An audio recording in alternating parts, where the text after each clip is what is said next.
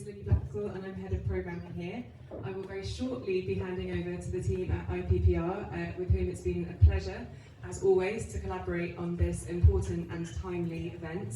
Before I go, I just wanted to let you know that I shall also be on book selling duty this evening, towards the back of the room, where you'll have had a drink and things earlier, and we have copies of the excellent book Muslims Don't Matter by Baroness Sayeeda Warsi, one of our speakers this evening. So please do come and see me when the event finishes and we can arrange a copy for you, and if you play your cards right, you may even get it signed. Thank you very much to the Conduit members here with us in the room tonight. Anyone who is not a member but would like to find out more or hear a bit more about our wider work, again, I'd be delighted to tell you a bit more. But without further ado, please give a warm welcome to the microphone to Harry Quilter-Pinner from IPPR. Thank you. Hi everyone, welcome. My name is Harry Quilter-Pinner. I am the Director of IPPR, and it's my pleasure to see you all here today. In a second, I'm going to welcome up our amazing speakers. So we've got Baroness Sayeeda, member of the House of Lords, author, and of course former cabinet member. And we also have John Cruddas, former member of Parliament for Dagenham and Rainham, and also an author. And we're going to have an amazing conversation. So I want to welcome them first of all. Before we do that, I want to also welcome my colleague Nick Garland up onto the stage. Nick is running a new programme called Decade of National Renewal, which is at IPPR trying to grapple with the big challenges that are facing us in this country, and how progressives should respond, especially in a moment of peril for our politics. So Nick, if you want to introduce the programme, and then we'll kick off with the event. Sure, thanks, Harry. Well, straight to the last microphone sounded like it was on, and this is quiet. Okay, I take it everyone can hear. That's good. So, just to introduce the Decade of National Renewal Programme. So, I suppose IPPR has quite a long history of trying to think about how to sort of like reimagine left politics. There's a thing called the Commission for Social Justice, which preceded New Labour and played a big part in kind of laying foundations for how the left could kind of respond to a lot of the social changes that happened in the 1980s and 1990s. So again, this is a programme which my colleague Parth Patel, who's kind of like got a slightly kind of grander style than me, would like to say is about imagining a new left for a new age. So the first sort of big publication to come out of that is called Facing the Future, one of which is John, I think there are some at the back still. That talks about the kind of big economic, social, cultural, international changes the left has to grapple with, particularly in relation to sort of breakdown of faith in markets after 2008, the sort of breakdown of the global order that we're dealing with, what we talk about as a world between orders, and then this question of what we talk about is trying to build a politics of the common good without common ground, by which we mean that increasingly we're dealing with fragmented media, fragmented culture, and a politics which is routinely shaken by these kind of conflagrations in the attention economy around questions of identity. Inevitably, this is a project that is very much framed as a response to the rise of the radical right. If you've gone back 10, 15 years, people might have said that the defining factor of politics in many Western countries was a crisis of the centre-left. Today, I think we can see that one of the defining features is a collapse of the central right, either being overtaken in the polls or taken over internally by the radical right. And one consequence of that is an alarming turn towards a sort of ethno-nationalist politics, which we see played out in the sort of preoccupation with white Britishness, in migration policies directed specifically at people who are already deporting people who are already resident in the UK, and so on. And around the same time as the right has shifted along in that direction, we see progressive parties repeatedly reminded that they can't take for granted any sort of voters, whether those are working class voters, or indeed whether those are younger left-wing voters and Muslims enraged by the war by bloodshed in Gaza. Now, in my read, there's something slightly paradoxical happening, which is that if we went back 20 years, we might talk about how the nation was becoming less relevant, that people's identities were becoming more plural, that globalisation was kind of eating away at the sort of centrality of the nation's politics. And none of those trends have gone away. Actually, social media has sort of accelerated this sort of process of fragmentation. But at the same point, what we now know is that that's actually resulted in the sort of return of the nation to the centre of politics in a revanchist form. Now, the sort of starting point for us is that we can't kind of shy away from that, but we need to have a kind of progressive politics that is willing to contest on the ground of the nation and defend liberalism by doing so. So that is, I think, one of the great challenges, and we thought there was a lot of progress shown by the Prime Minister's speech at Labour Party conference, which hasn't necessarily been sort of followed through on. John is smiling knowingly. But also that is a particularly hard job to do today, when we know again that we have this very fragmented media environment, and when we know that the words of individual politicians have a fleeting, if any, purchase on our sort of national culture. So hopefully tonight, John and Sayeeda will offer some answers to think through those divisions and that wider challenge.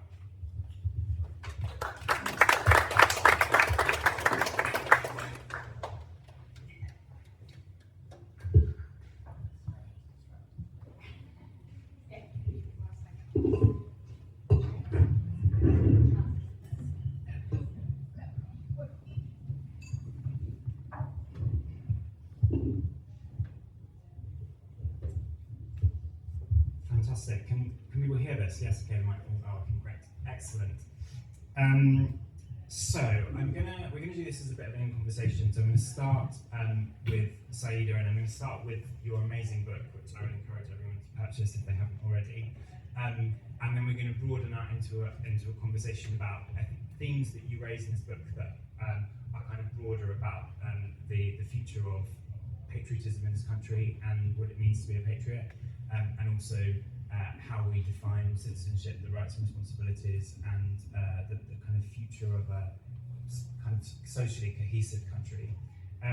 I wanted to start though, the opening of this book is incredibly powerful, where you say, I'm done with caveating my views, I'm done with condemning before I give myself the license to speak, I'm done with feeling obliged to distance myself from the bad views of bad Muslims, and you talk about, I'm done with being the acceptable, palatable Muslim. I was really struck in the book by the kind of anger that flows through this, and the bravery of kind of speaking out in this moment and saying things that other people feel they can't. Do you want to say a bit about what made you write this book and what the reception's been to that anger? Well, good evening, ladies and gentlemen, and thank you, Harry and IPPR, for hosting this conversation. I couldn't think of a better person to be doing this with than John. I'm not going to presume the age of people in this room, and particularly the women in this room, but if any of you are 50 plus and menopausal, you will recognise that opening, I'm done.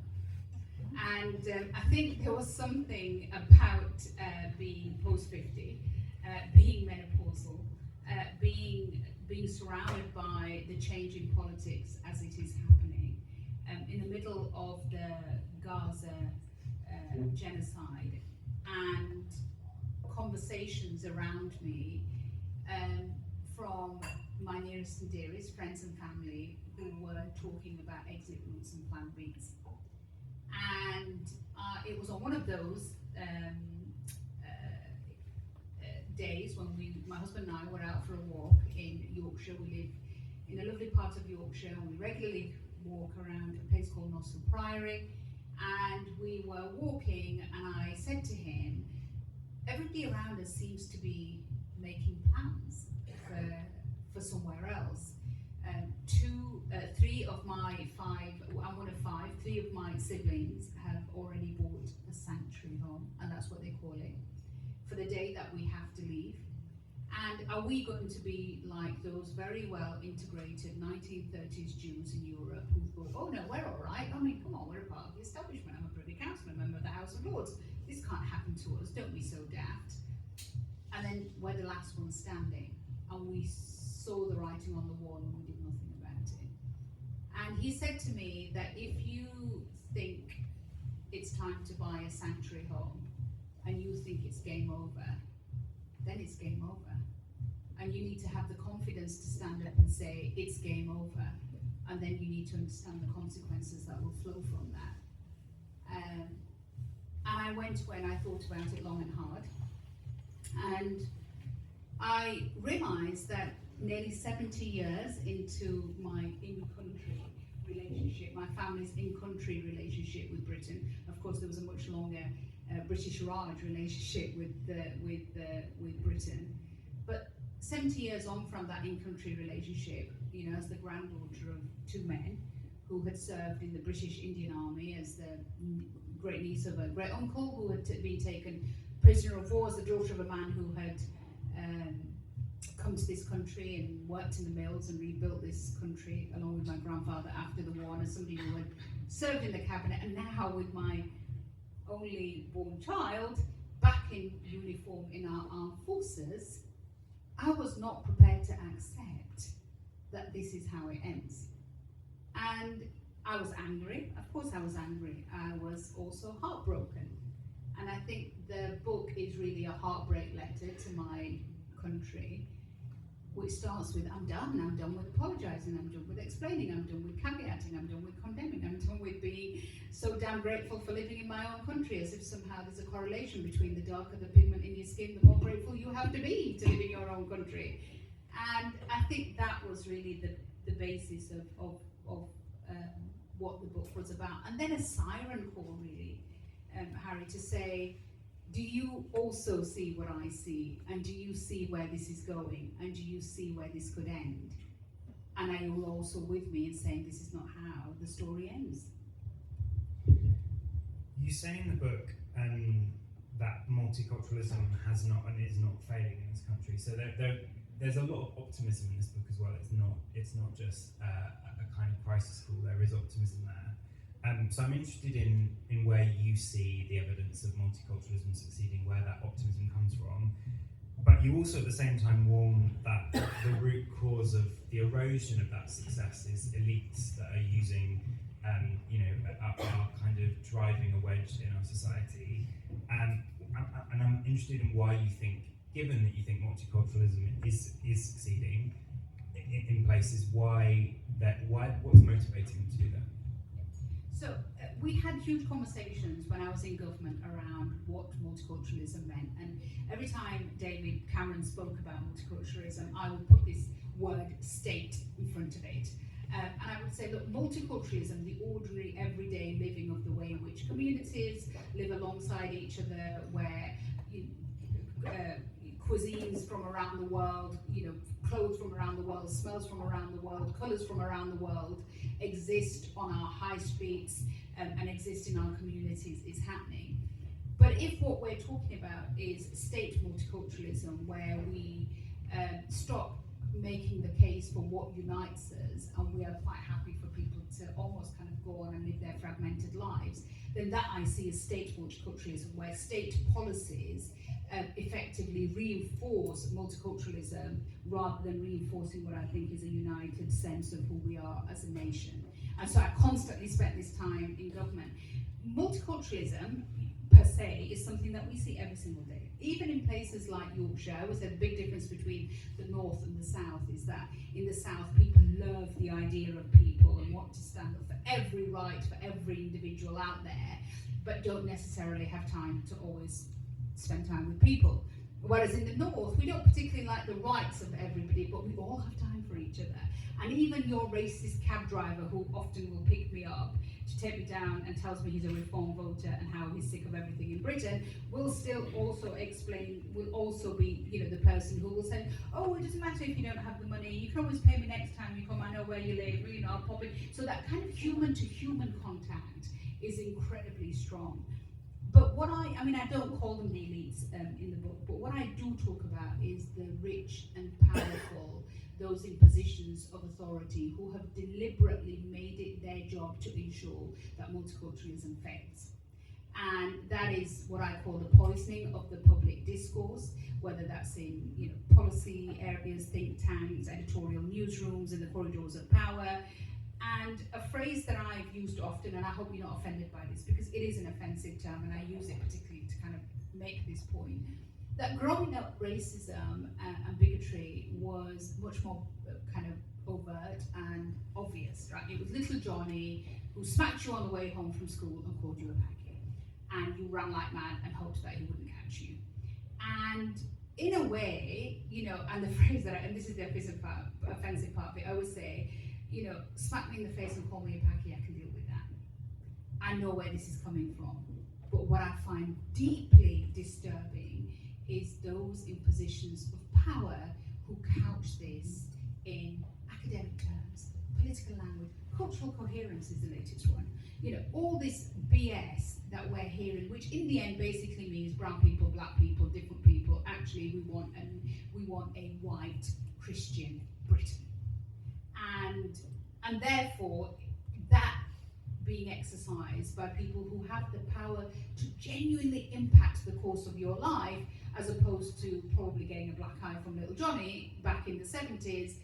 This new stuff is far more dangerous, and I see this from so many people who I campaigned with in the 80s and 90s, in what was then the kind of black space of, equal rights, where people say this is far more pernicious, and this is dangerous in a way, and it is hyper-connected, internationalized, super quick in its response to things, and the way in which social networking works can get their messages out in ways that we can't even imagine, and is well funded and deliberate and organized. And when you realize the machine of what you're dealing with, the latest example being the dismantling of the institutions like the BBC, did they screw? Of course they screwed up. Was that a stupid news night? Of course it was. But my God, is that the worst the BBC's ever done? That's the basis upon which the caravans have closed in around the BBC, and both from the inside and outside, the dismantling is now taking place. And that's the bit that I kind of really worry about, that we have to start to understand the machine that we're against, and that the machine's job, this huge machine's job, is to make sure that we consistently are told multiculturalism has failed, who the problems are, and the fixing of it in the end has to be a white Christian Britain. I'm going to come back to you in a second, that we're obviously a policy think tank, so in a minute I'd like to talk about solutions, but before I do, I wanted to bring John in to talk a bit about your take on the problem and the challenge, and why you think multiculturalism and liberalism is under such great attack in this moment, and how much you agree with what Sayeeda's just said as the diagnosis here. I agree with an awful lot with what Sayeeda said. I would urge everyone to read our book, by the way. It's an absolutely fantastic antidote to a lot of the inertia that sort of grips mainstream politics. It sort of lights it up in a really profound way.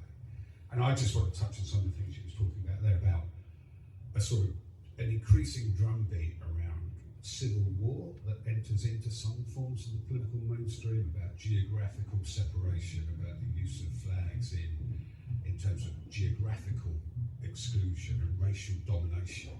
And you see this escalating, and it has to be contested from first principles. And my fear is that it's not being robustly contested. And the real question is, before you can do it, how you diagnose it, which is your question really, and then how you confront an alternative that contests this notion of country that is being reframed around us and bent through a number of different religious denominations and forms of ethno-nationalist aggression. So there's a lot in that, and I would argue it's the outstanding issue of our time actually, and it is escalating in real time. We've seen it in terms of what is normalised increasingly by certain elites, and they're playing and scavenging around grievance. So you have to go to the grievance, it seems to me, to try and neutralise some of this stuff, and that does lead you to, I wouldn't call it a crisis of liberalism, I'd call it a crisis of a specific form of liberal democracy that is under siege globally, a form of liberal democracy that promised economic growth, social mobility, it promised social and cultural reconciliation, it promised political stability, and it's ushered in oligarchy, cost of living crisis, wages flatlining, productivity crisis, rewinding social mobility, canyons of division around age, geography, class, education, political instability, politics literally being upended, and all powered through forms of technologies that atrophy a culture. But that you can diagnose, I think, quite well. To me, the question is, I saw it firsthand in Dagenham for years, which is a bit of a canary down the coal mine and all this, because it was upstream of Brexit and a a lot of Farageism and authoritarian populism. And basically, to me, it is an increasing division for many of our fellow citizens, where the lives they were promised by that form of liberal democracy is increasingly at odds with their lived experience in terms of their lives they're having to live. And that can find powerful, angry expression in terms of forms of humiliation, which is intrinsic to a lot of our economic system now, in terms of forms of indentured inequality, find expression in a desire for change that can be bent through forms of ethnic and religious intolerance, isolationism, racial absolutism. And so you have to go to those sense of grievances and provide remedies, but also don't take a step back and defend a principled position about what a country could be rather than what it is at the moment. And that leads right back to what Sayeeda was saying about not conceding this territory, because it is being very well funded, it is systematic globally. This is not some isolated series of interventions. The one thing that really I think is qualitatively different as well is this religious texture to some of this as well. You see the Tommy Robinson March, right? And there were huge crosses at the forefront.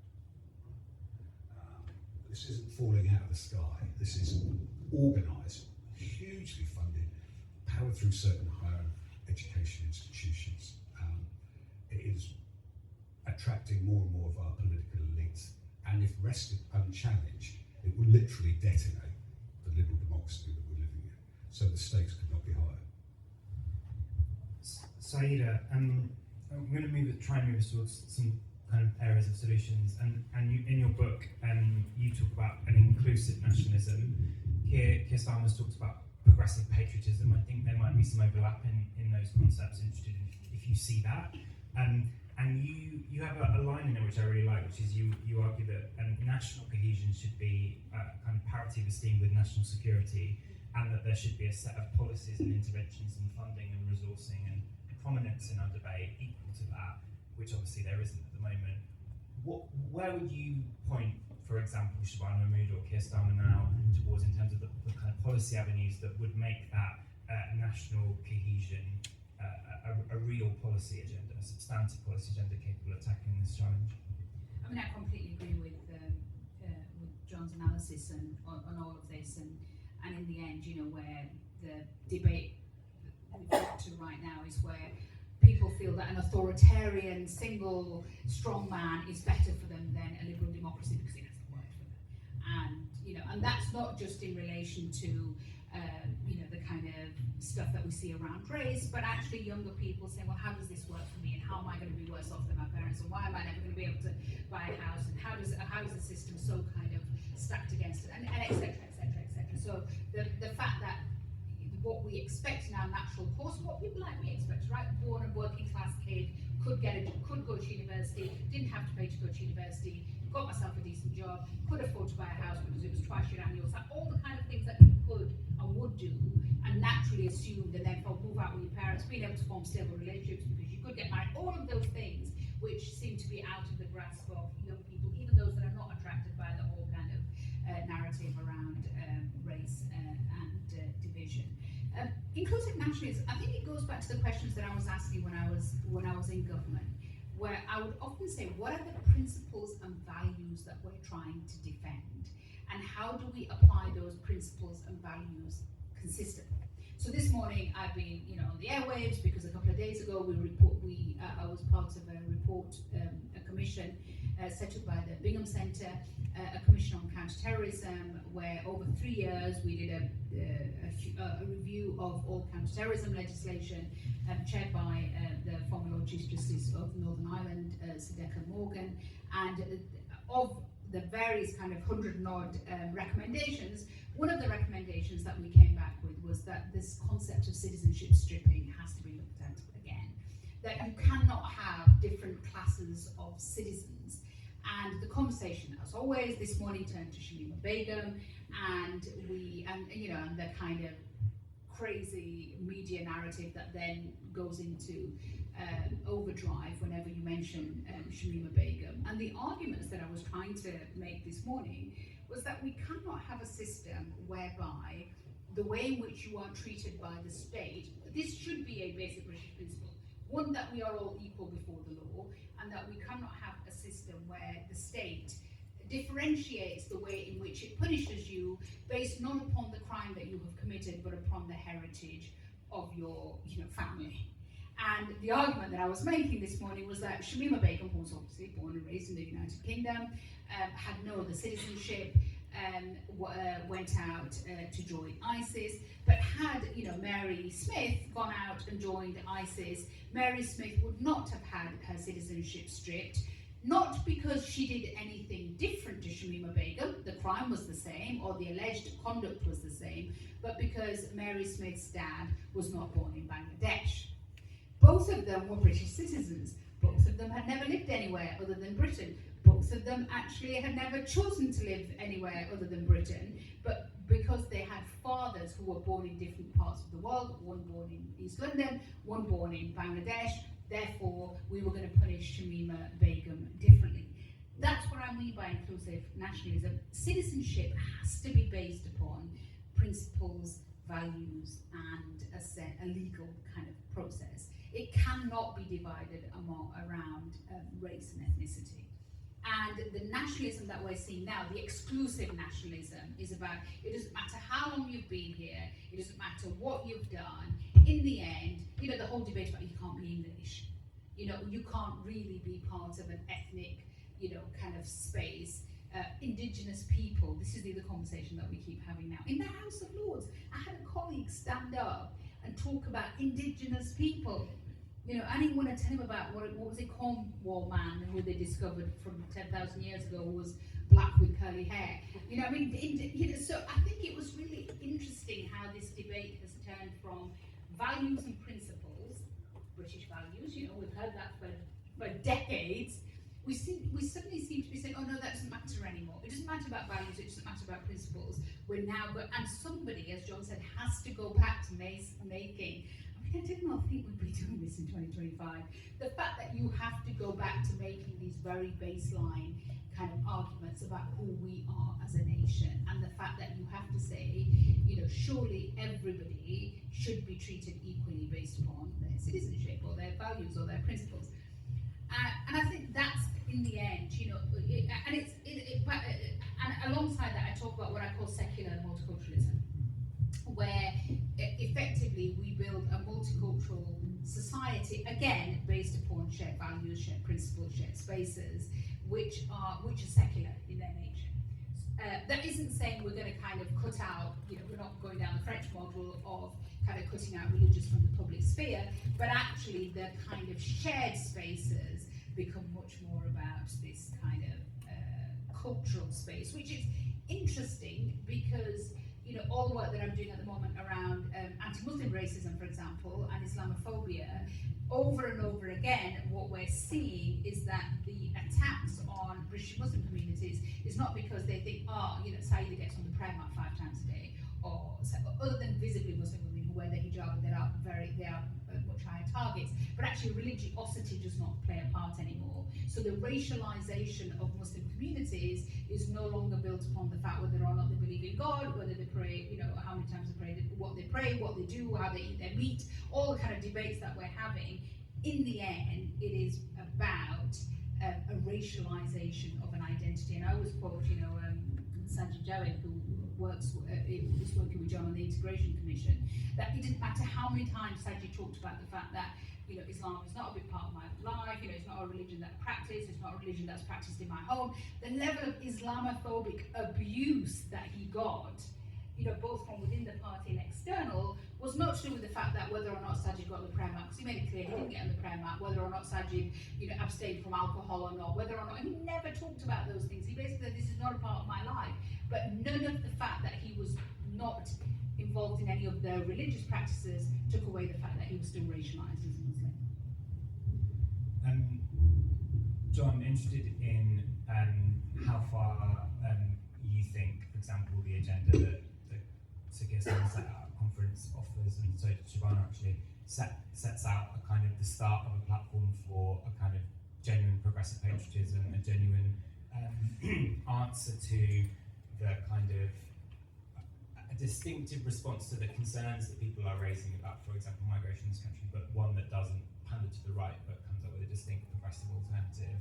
I'm interested in whether you think there's the outlines there, or whether you think the Labour Party needs to look at a different direction. Yeah, I think, well, I'm glad he did that speech, but I haven't heard much since, and this has to be the start of something much more significant. I mean, I really echo what Sayeeda was saying there about fundamental rethinking about citizenship and a wider sense of human rights. Human rights has almost been truncated into civil and political rights. I would go wider in terms of economic and social rights that define your citizenship. And that's here for the TUC. I mean, that would include the categories of worker in this country. It would be, I would go further and start talking rights of access to socialised medicine, housing, to work, as signatures of your citizenship, which is colourblind, and a much more fundamental look at some of those questions, which is anchored around rethinking the very nature of justice once more, and what is a just society. And that's where the criticism of Keir Starmer in terms of the lack of animating purpose does kick in. Because I think, if this notion of a patriotic Britain comes back to a statement of British values and some of the symbolic stuff, fine. But we've got to go to the deep end, given the scale of the problems here.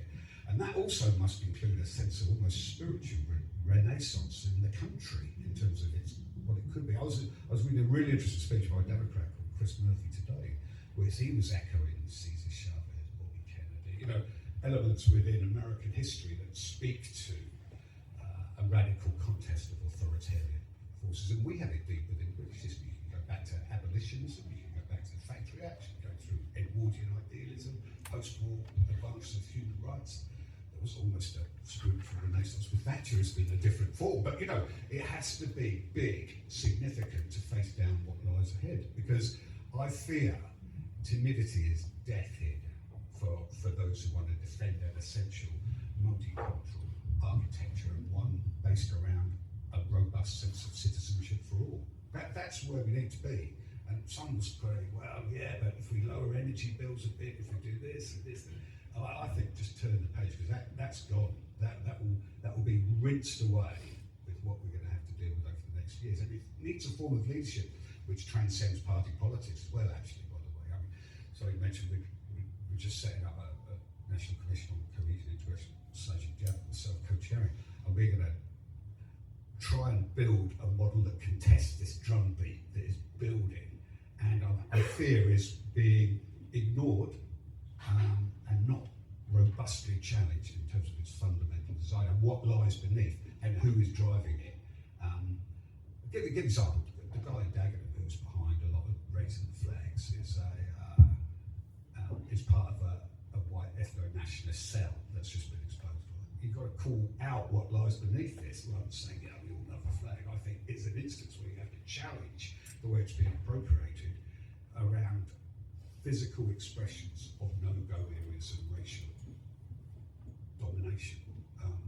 Because if you can concede too much, and then what the clever people call the Overton window shifts, and everything becomes normalised, and the texture of the public conversation changes.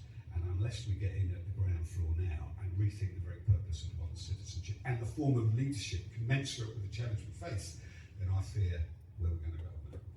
And I mean, implicit or almost explicit in what you just said is, and in your diagnosis, is the need for that to be an economic transformation as well as a cultural. Totally. Yeah. I mean, I see it both in parallel. I mean, look, the IPPR talks about patriotic,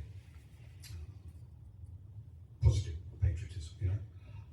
There is a real fun. I mean, I remember as Eric Hobsbawm after the Falklands War, he said, "You cannot surrender the terms of patriotism solely to the right because it has profound consequences."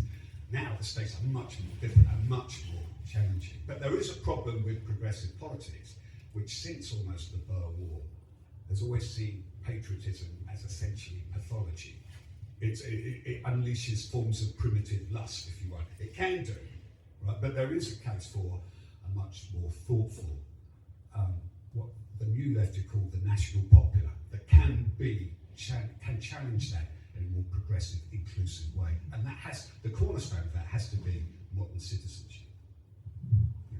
And it's not just something that has to come from the left, because Yeah, I you know, didn't mean that. I just, yeah, in terms of my side, yeah, your yes, side, definitely. exactly, because there is lots of kind of precedence for this from the right, and I think that in many ways, you know, obviously, you know, Mrs. Thatcher changed the whole way in which politics was done thereafter, and it's almost become such a part of the norm of how politics will now be done that we forget that she did actually also break one nation conservatism. This sense of, you know, whether you agree or disagree with it, the kind of Disraeli approach to the paternalistic, you know, the elites have a responsibility to look after the poor and the vulnerable, and whatever the notion of that was, you know, the sense that we have to create these spaces, that there was actually absolutely no disagreement in terms of when the welfare state started to kind of provide, that we understood that that was an essential part of one nation conservatism. So along with breaking the concept of one nation conservatism, the breakdown of society, you know, the famous thing, there's no such thing as society, which we tried to win back, by the way, in the run-up to the 2010 election.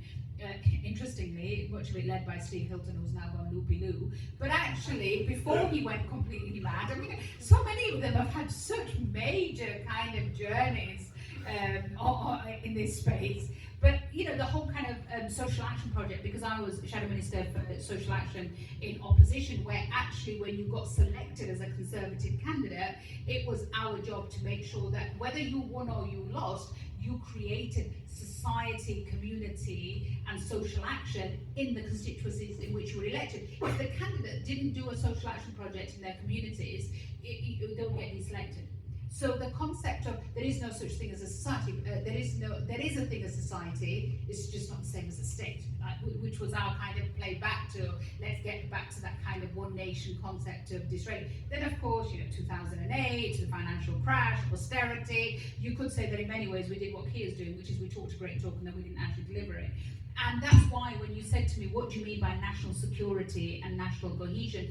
We spent obsessive amounts of time talking about national security. We have the contest strategy, we have different strands to it. It is so well funded, we have the apparatus around it. It is the first thing that we reach for as a lever to try and make sure that the country is safe, and all the while forgetting that actually the most unsafe a country is when it's an incohesive, when we don't have cohesion, you know, both in terms of our nation states, the four nations, between the north and the south, between different communities, between different religions.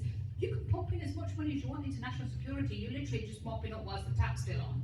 And so until we see national cohesion, not as we saw it tragically in austerity, which was Eric Pickles, my colleague, offering up, you know, DCHLG to say, well, take off as much as you want off my budget, as long as it's not housing. You know, we can't offer this up. The first things to go were issues around integration, the British Citizenship Survey, all of that stuff, which we took out, was essential stuff that was needed even more so during the austerity period, so that we could keep a temperature of what was, you know, what was going on in the country. And until we see not national cohesion as a nice little lefty, happy, clappy thing to do, because we think some people would like to sit around and eat, you know, tea and samosas in a church hall somewhere. No, until we see it as the very fabric that builds the glue that binds us as a nation. And if we're not glued together, well, you can have as much funding for MI5, it isn't going to keep us safe. I'll just raise a couple of points on that, because I think that's very, because that crosses into that question of traditional forms of interfaith dialogue as well. And will that suffice in terms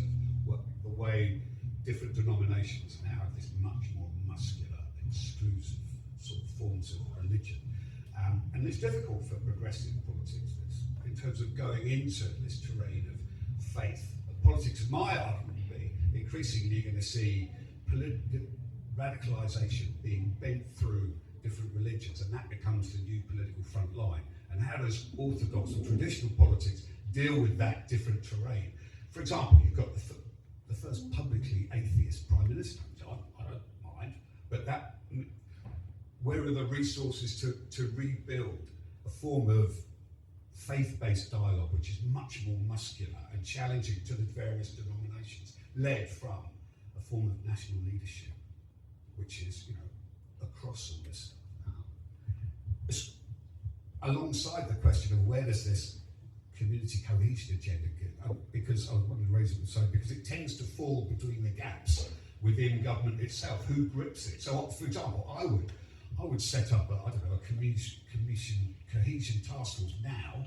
Get people like Sayeeda or Nick Lowles from Searchlight, get a load of key people who know this territory inside out, make it a national priority underneath the auspices of the Prime Minister to make sure it's a priority across the all.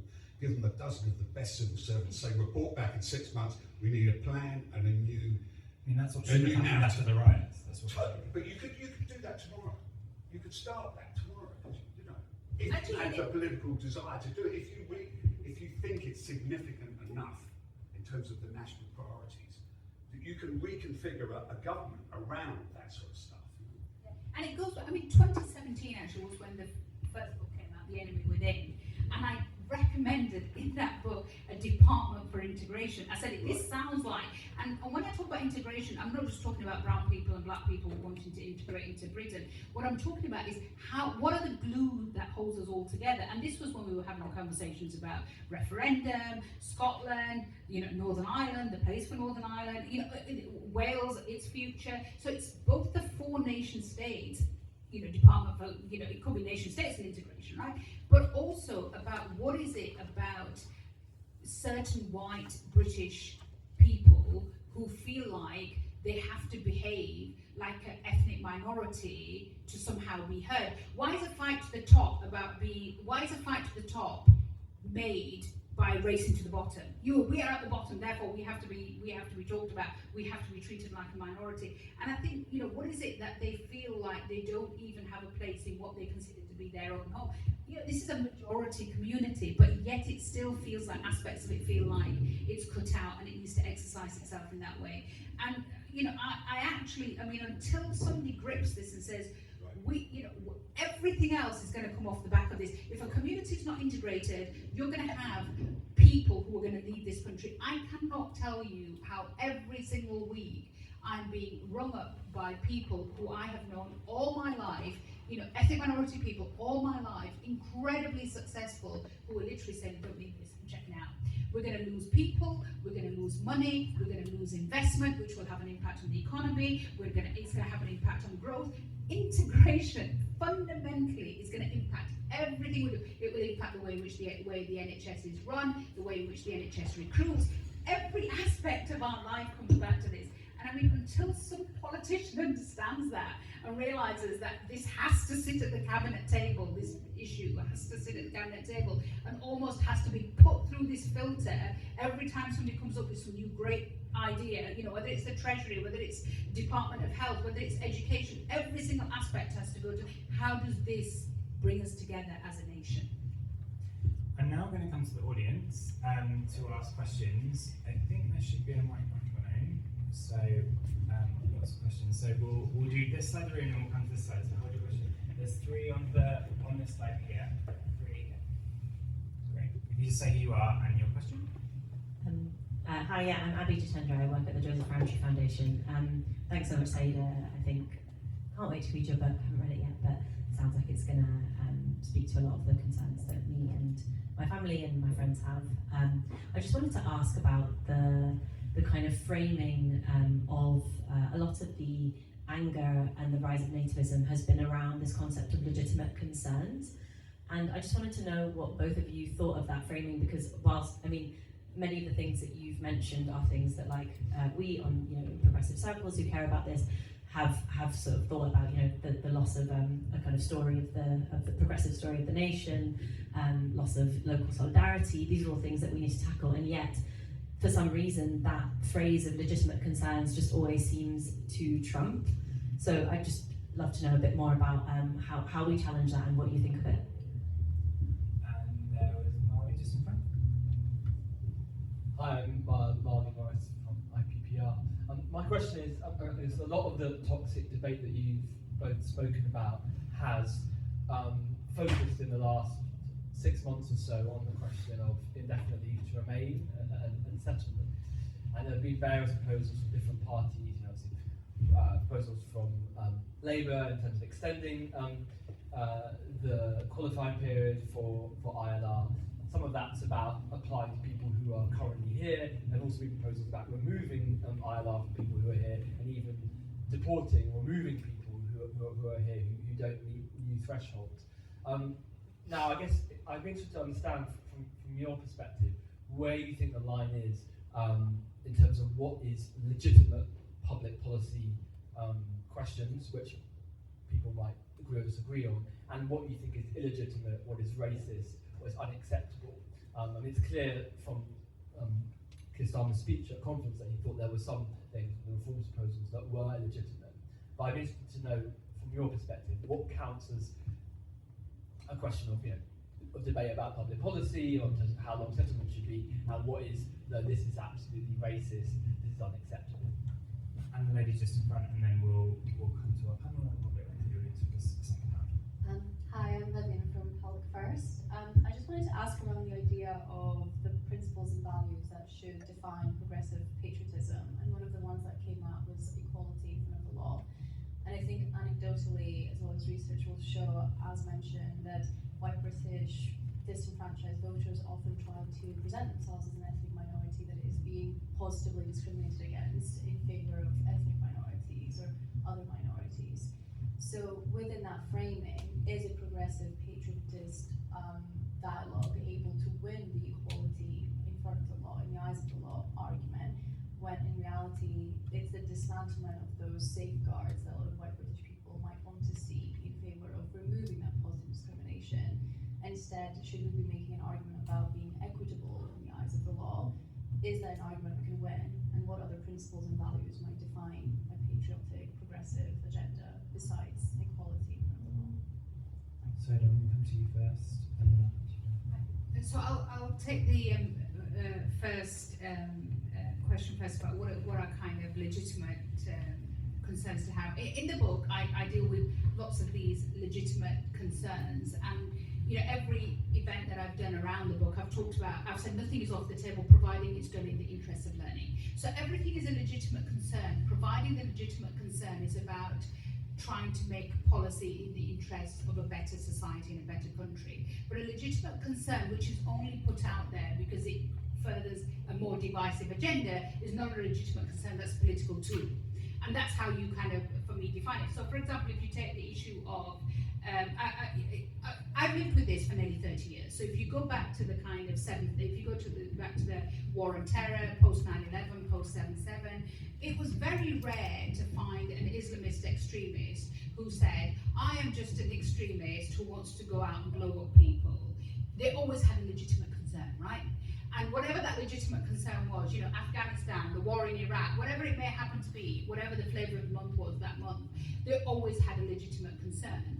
And even if you were just a thug, you had to find something to attach, something legitimate to attach that thuggery to. There was that famous case, which John will remember, where we picked up two people who were going out to ISIS and prosecuted them and actually convicted them. It was a very successful intelligence operation. And the two guys who went out were guys who'd been involved in criminality, and obviously you can see the mind frame, right? Guys from Birmingham, involved in criminality, involved in drugs, suddenly thought, oh, where's the biggest gang around, where I can drive the biggest cars and have the most amount of women, let's go off and join ISIS. And then suddenly realised, oh my God, I have to have a legitimate concern.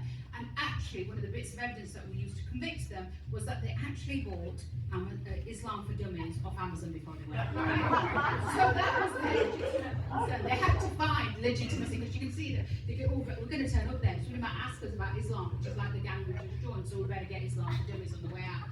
And so people will always find a legitimate concern. The last few days we have seen, last few months we've seen two incredibly important things, right, which should give us all legitimate concern. One is Neville Husband, right, the man who was in charge of detention centres up in County Durham, who saw over a 16-year period, he's the most prolific sex abuser that Britain has seen, where over a period of about 16 years he methodically abused and allowed others to abuse and rubbed shoulders with power, including with politicians, where young boys were abused in detention centres. Like the most vile physical and sexual abuse took place.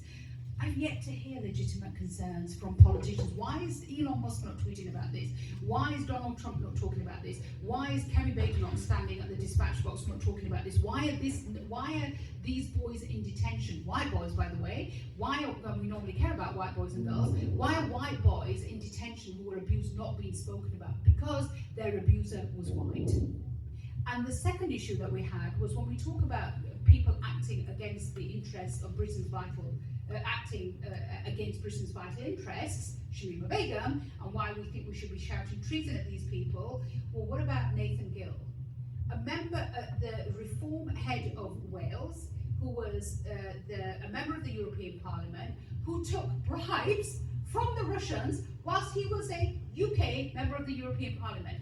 Why are these issues not being raised in Parliament? Why are we not talking about treason?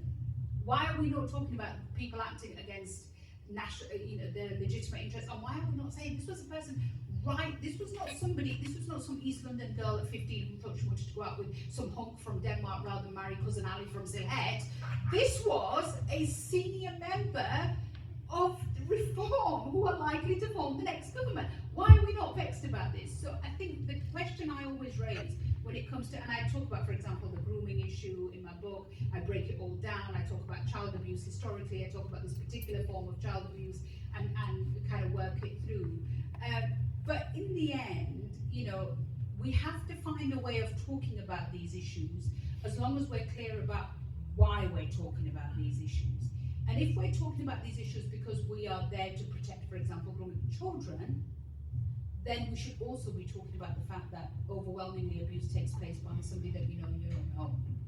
And are we making homes safe enough? And are those services invested enough to keep children safe? But if we're not talking about keeping children safe and child abuse, and we're not talking about Neville Husband, and we're not talking about all these other things, then we have to question the motivation behind legitimate kind of debates and discussions.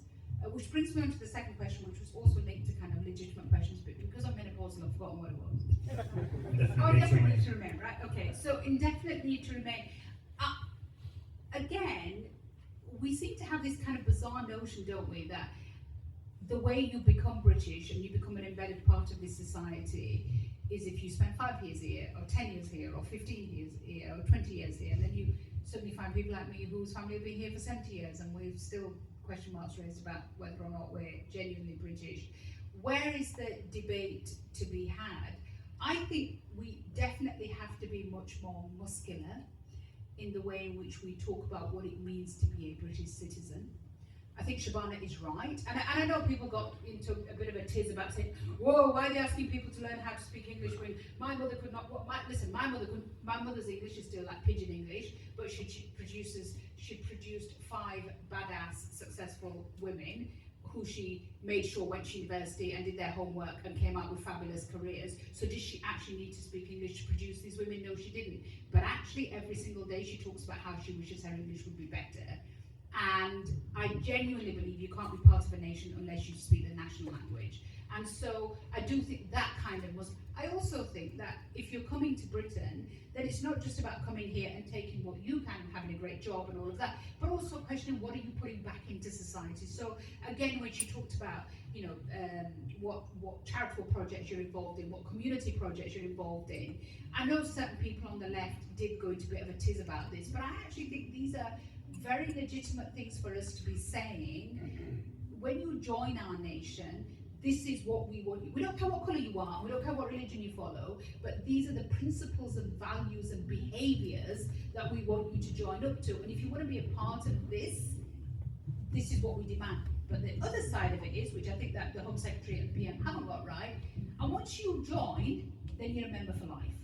Because then what we don't do is Sayeeda Begum to you. We don't then say to you, oh, but by the way, you're still second class and you're here at our grace, and if we suddenly decide 10 years later, oh, we no longer like people like you, then we're just going to strip you of your citizenship, and that's the way it's going to be. And at the very least, what we should be saying is, if you are born in the United Kingdom as a British citizen, you can never have your citizenship stripped. Because if we don't, then, to quote of all people, Jacob Rees-Mogg, then we have people, and he made this argument, then we end up with a nation where some people sit in the first class carriage and some people sit in a second class carriage, and some people sit in a carriage where they never know when they're actually going to be allowed to sit there. Yeah, I'm sorry, anyone add in then I'll do one more round before we finish. Unfortunately, I agree so much of that because I was also going to push back on this question of citizenship based on contribution as well. I mean, it should not just be a passive thing that's handed out. It should be a muscular thing that comes with certain elements in terms of your contribution within your community and some of the demands, the floor underneath it. I've never had a problem with that. My problem around the indefinite leave to remain is moving the goalposts continuously, even changing the terms by which people were settled here, and then that being rewound. I fear that's a thin end of a difficult wedge if you take it further. You see in a more extreme form, forms of remigration now, is it called, even of British citizens on the basis of their colour being advocated by some people in Parliament, which is an extraordinary thing if you think about it. The remigration of British citizens out of this country on the basis of their ethnic characteristics. Just dwell on that for a minute if that's being taken seriously by very ambitious people within the political process. So I would make one other thing. Some of my fear around this debate around immigration and the way it's been approached within Labour is the entry points are slightly wrong to me. I mean, I would approach the questions of migration in terms of how do we maintain a social contract and the pooling of risk in terms of medicine or access to public policy in terms of housing or whatever. To do that, you need secure borders and you need to define the terms of citizenship and to deal with some of the people who scavenge around that in terms of informal labour markets and all of that. You can have a much more aggressive approach to this debate based around confronting these issues. Immigration is central to securing a modern social contract in terms of how you pool resources and share risk in a modern world. That's my entry point, and then consequentially deal with what the contributory element is to that citizenship, rather than just taking these individual issues of migration, definitely to remain as discrete issues. They have to be linked to a much more significant debate around how you understand modern citizenship going forward. Citizenship, I mean. But that's not there at the moment, and the tend then to treat these things as discrete issues, which means that they're never linked to a more fundamental defence of an architecture that you want to build around what a country could be, which is your progressive patriotism model, I guess. So the two ladies in the third row.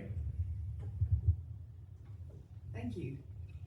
This was thought-provoking. My name is Olivia. I'm CEO of the Work Rights Centre. We're a charity that provides employment and immigration legal advice. We're very much migrant-run. My view is that immigration control really is the lens through which these divisive and quite dark policies and discourses have been normalised. Right? It's through the politics of immigration control today, in the same way that it was through the politics of national security in the noughties, that this ambition to create a hostile society for migrants, that we get the policies and practices that end up disadvantaging black and brown British citizens. And I think Windrush is the prime example of that. So aren't you worried that by centering nationalism or progressivism, patriotic progressivism, we end up reproducing this us and them society, that it's not only migrants against citizens, but also white English citizens against black and brown citizens? And is nationalism really the platform upon which the progressives among us want to build a more inclusive society? Great question. And the lady to your left. Thank you. Mine's kind of related. I'm Kim. I'm a consultant. I do research on racial justice policy, and my question is about progressive patriotism more broadly and over time. And it might be that I need to read the paper, so apologies if that is the answer. But I wanted to know what's different about the progressive patriotism that we're kind of talking about and putting forward today, and previous attempts and iterations. So we've obviously had Cancel and Parallel Lives. Gordon Brown tried to reclaim the St George's flag, but we've still ended up here having this conversation today in the context that we're in. So I wanted to know what's different about kind of both the narrative and the policy proposals that come out of that we're talking about today in relation to the past. I'm just going to take one more. I don't know the phone just before. Yeah. Thanks. Sorry to those who didn't get it. Tom Belger, I'm a freelance journalist. Thank you for an amazing discussion, first of all. The hard right do human storytelling in a kind of terrifyingly effective way. I wonder if there's examples of charities, communities, groups that are doing amazing integration initiatives that you wouldn't expect, that you think are worth platforming and giving airtime to kind of give those human stories. And secondly, if I can squeeze it in as well, just on Brexit, given that anger towards Eastern European migrants was such a driving force of Brexit, does it surprise you that there's not more discussion now of the racism underpinning that and of the progressive integration agenda that you can potentially come up with to try and address some of those actual concerns? Great. I'm going to come to you first, Rainham. Okay, sorry, I didn't. It sort of bends into Tom's point about these legitimate concerns issue that I didn't come back to in the earlier question. Because when I was the MP for Dagenham, I talked about people's legitimate concerns in that a process of relentless deindustrialisation meant we lost tens of thousands of jobs in the local community. The deregulation of the housing market meant that housing became less of a secure commodity for people, and homes that were locally. It became the fastest changing community in Britain from what was a stable working class community because of the dynamics within the housing market, and it had enduring patterns of poverty and inequality. And it was off the radar of politics because they were all concerned with a Middle England, which was not a characterisation of the community I represented.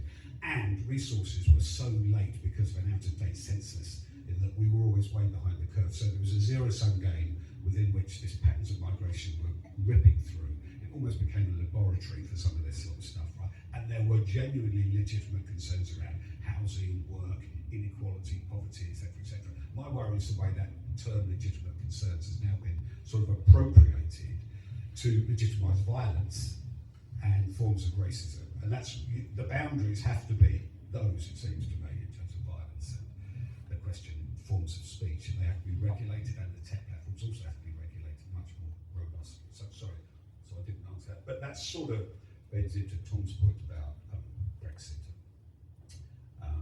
But also this question of progressive patriotism. Is it any different to what's gone before? Well, the point I would make is often in the past it's been associated with almost a sort of focus group assessment of what we could get away with as a statement of British values, and then getting everyone to sign up to it, right?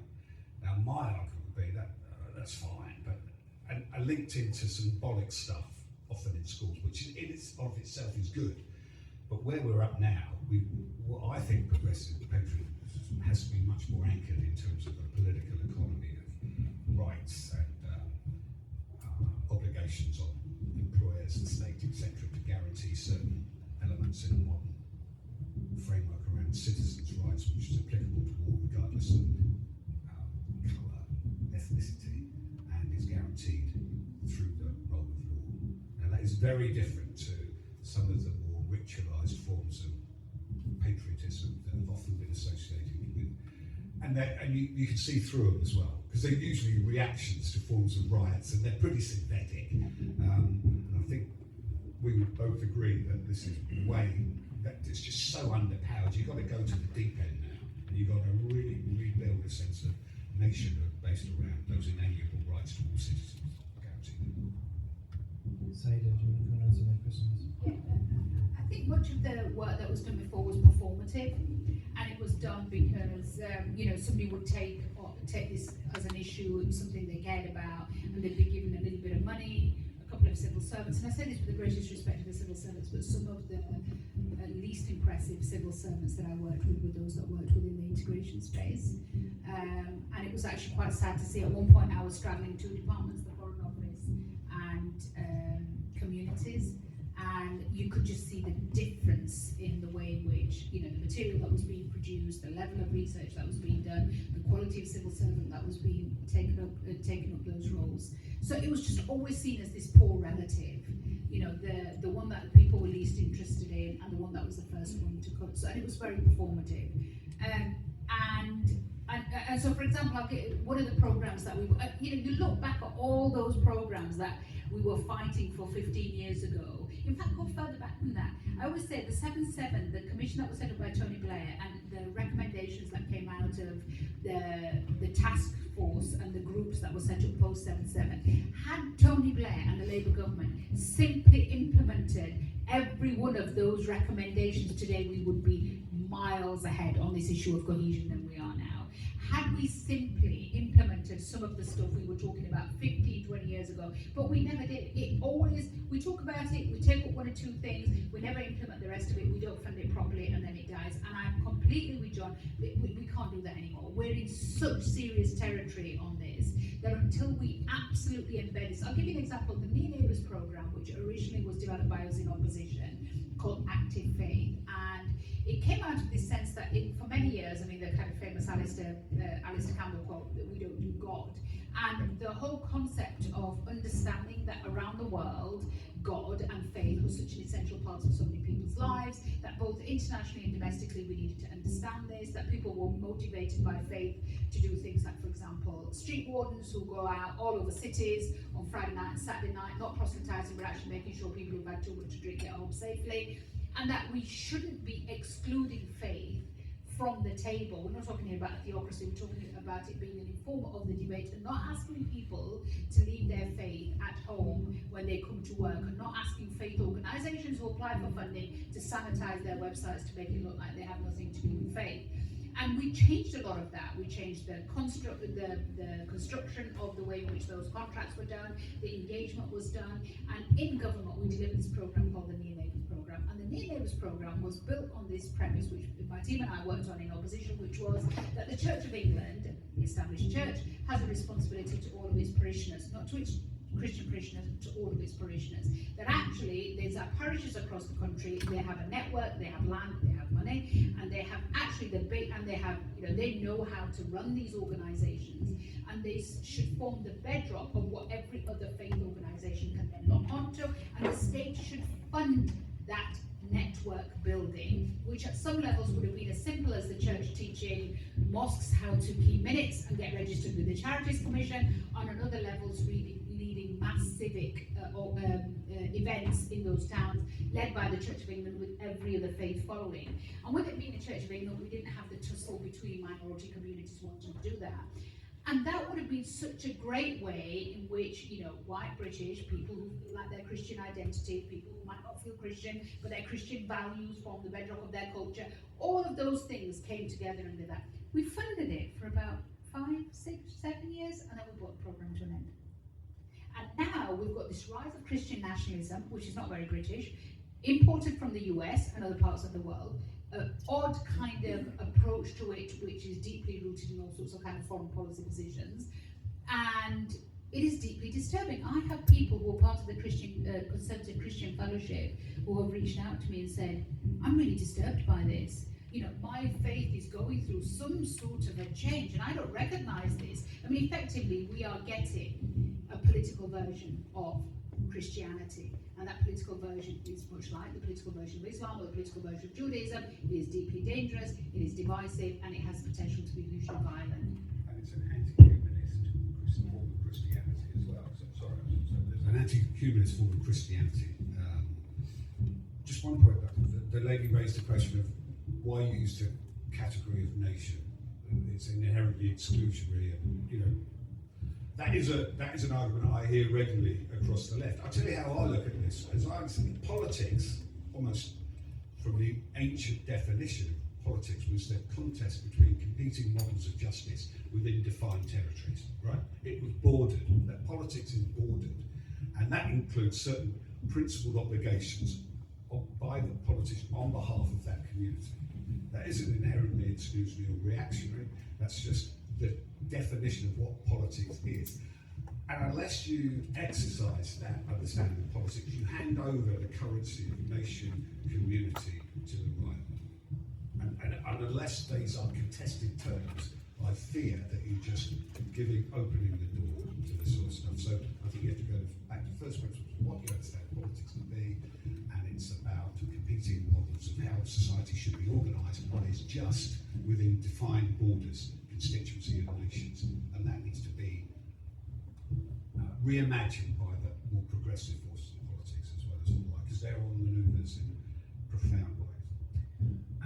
us up here, but before I do, can I ask each of our speakers just in one sentence a reason for optimism on this issue, given that it's such a tough time? One reason for optimism, Sayeeda. Okay, so I'm going to give you the reason that I kind of gave in the end from the hardback to the book, and that was this.